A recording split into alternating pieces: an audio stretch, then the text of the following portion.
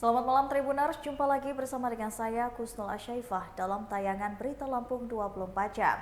Kami akan menghadirkan berita yang sudah kami rangkum dalam tayangan Lampung 24 jam. Berita pertama datang dari ayah korban yang tenggelam di Laut Bandar Lampung berharap anaknya ditemukan. Tim gabungan masih melakukan pencarian Alfian Tama Nur Ramadhani, bocah 6 tahun hingga hari keempat bocah yang tenggelam di perairan laut Kecamatan Bumi Waras, Kota Bandar Lampung belum juga ditemukan. Satino, ayah korban tenggelam mengatakan, tim masih melakukan pencarian sampai hari keempat anaknya tenggelam di Laut Bandar Lampung. Ia berharap anaknya ditemukan dalam keadaan apapun. Satino mengakui bahwa tim pencarian telah berupaya dan berjuang semaksimal mungkin untuk menemukan anaknya tersebut. Satino berharap anaknya bisa ditemukan dan bisa diurus di rumah walau hanya tinggal jasadnya. Anak bungsunya itu awalnya bermain dengan rekannya dan memang biasa bermain di dekat perahu serta bibir pantai sembari bermain pasir. Pada saat itu anaknya menggunakan busa styrofoam hingga ke tengah laut dan tenggelam di tengah laut sampai dengan saat ini belum ditemukan. Kadis Damkar Bandar Lampung Antoni Irawan mengatakan pihaknya telah semaksimal mungkin mencari anak yang hanyut tersebut. Tim melakukan pencarian ke Pulau Sebalang, Tarahan hingga Lampung Selatan. Maka pada hari ini karena arah angin ke tengah, tim melakukan pencarian ke arah Tegalmas. Tim ada yang melakukan penyelaman karena diinformasikan kearifan lokal maka ditindaklanjuti. Pihaknya sampai dengan saat ini belum bisa menemukan korban. Tim sampai saat ini masih melakukan pencarian. Pihaknya juga akan mencari ke arah Pulau Condong.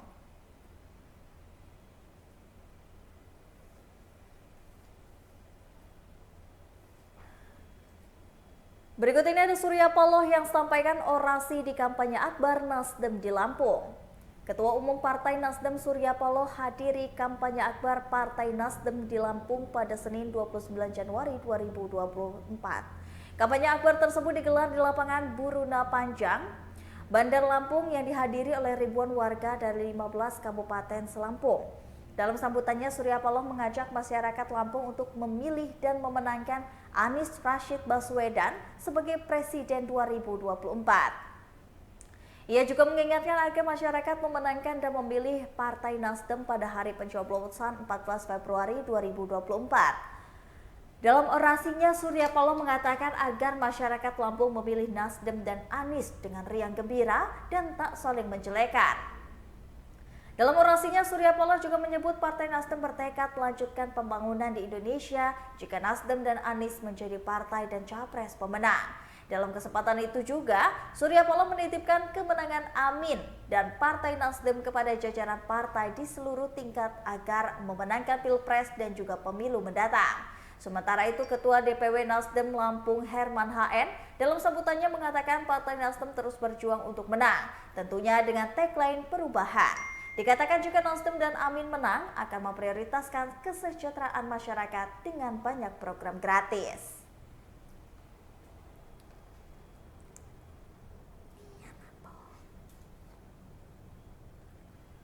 Polda Lampung pastikan tak ada kelangkaan BBM saat pemilu. Di Ditreskrimsus Polda Lampung siap menindaklanjuti perintah Presiden Jokowi agar tidak terjadi kelangkaan bahan bakar minyak atau BBM di masyarakat.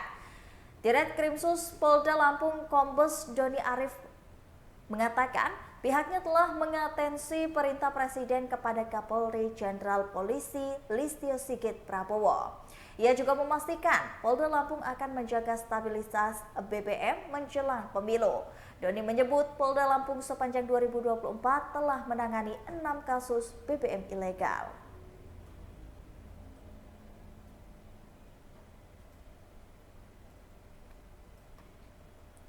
Prediksi Pilpres 2 putaran, Surya Paloh sebut pintu koalisi terbuka. Ketua Umum Partai Nasdem Surya Paloh memprediksi Pilpres 2024 berlangsung 2 putaran.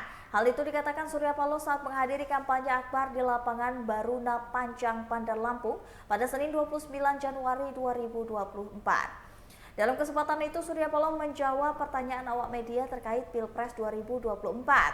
Menurutnya, dari hasil itu Turun sejumlah wilayah di Indonesia ada potensi Pilpres 2024 berlangsung 2 putaran.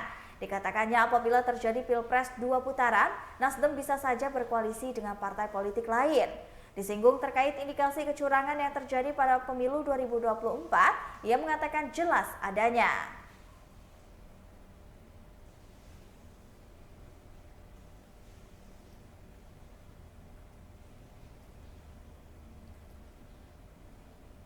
Soal pungli parkir di Masjid Al-Furqon, Oknum Disnaker Bandar Lampung meminta maaf.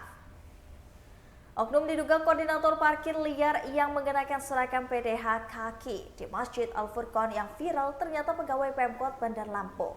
Pria bernama Beben itu juga menjabat sebagai Ketua RT 22 Kelurahan Gulagalik, Teluk Betung Timur sekaligus tenaga kontrak Disnaker Bandar Lampung. Beben diduga melakukan pungli parkir liar kepada wartawan di Masjid Al-Furqon beberapa waktu lalu.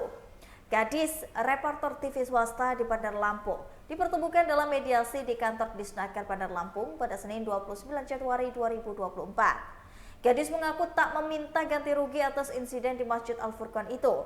Ia hanya meminta etiket baik dari Beben atas perlakuan yang dinilai tak pantas. Dalam kesempatan itu, Beben membantah soal pungutan parkir liar di Masjid Al-Furqon.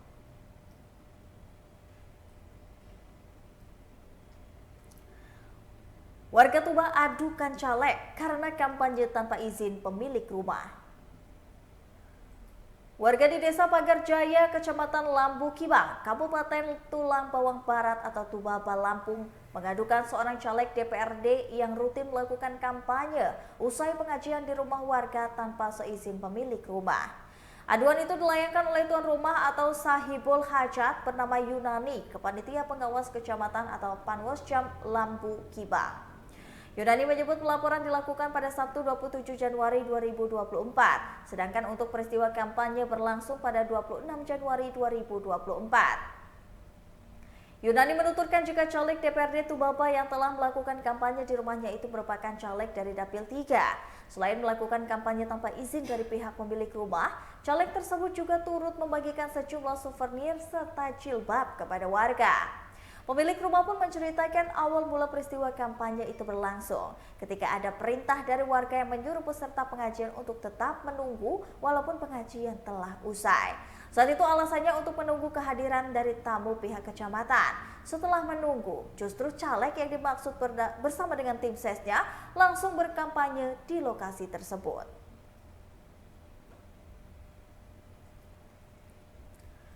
Pemprov pastikan inflasi Lampung masih aman dan terkendali.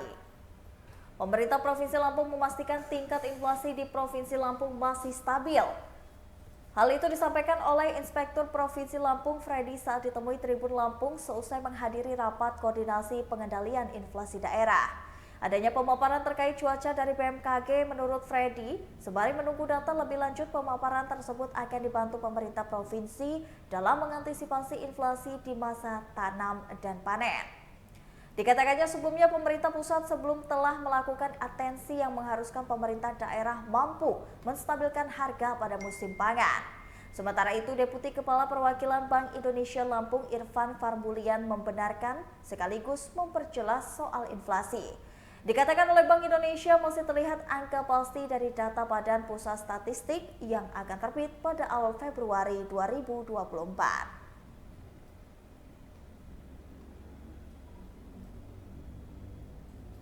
Nukman merespon positif pusat oleh-oleh UMKM di Lampung Barat. Pemuda-pemudi Lampung Barat bersatu mengusulkan pusat oleh-oleh untuk usaha mikro kecil menengah di Lampung Barat. Usulan yang diadakan oleh pusat oleh-oleh ini disampaikan oleh PLB dalam Musrembang Kecamatan Kebun Tebu di KSG Bung Karno pada Senin 29 Januari 2024. Menurut Wahyu, semua potensi UMKM yang ada di Lampung Barat saat ini benar-benar harus dimaksimalkan. Ia mengatakan saat ini beberapa pelaku UMKM di Lampung Barat masih terkendala karena terkait pemasaran produk. PJ Bupati Lampung Barat Nukman menyambut baik sekaligus mengapresiasi gagasan yang dilontarkan Ketua PLB tersebut. Menurutnya pelaku usaha harus mampu berinovasi dan bersaing dalam memproduksi maupun mempromosikan produk ke level yang lebih tinggi.